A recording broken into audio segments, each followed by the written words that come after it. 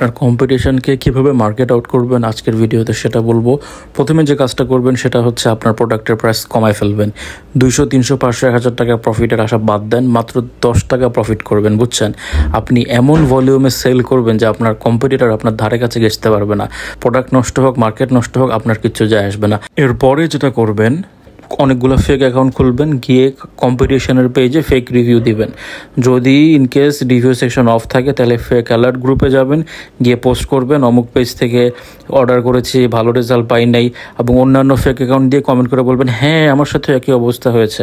এভাবে করে কম্পিটিশনের পেজগুলোর 12টা বাজাবেন।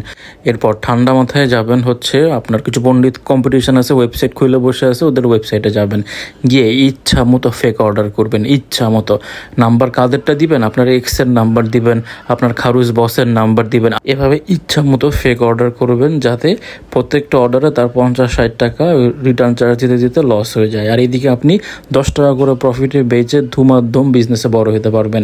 এমন সেল করবেন দেখবেন আপনাকে পডকাস্টে নিবে, আপনার ফিচার করবে, আপনার অ্যাওয়ার্ড দিবে, আপনার একদম ভাষায় ফেলবে। সো আপনি যদি বাংলাদেশে এভাবে করে সাস্টেনেবলভাবে বিজনেস করতে চান তাহলে এইগুলা করা ছাড়া কোনো উপায় নাই। যাই হোক, শ্রীলঙ্কা গিয়েছিলাম, ফেরত আসলাম। দিন শেষে হাতির ঝিলে গিয়ে বিড়ি না খেলে আমার কোনোভাবেই দিন কাটে না। Thanks for watching the video.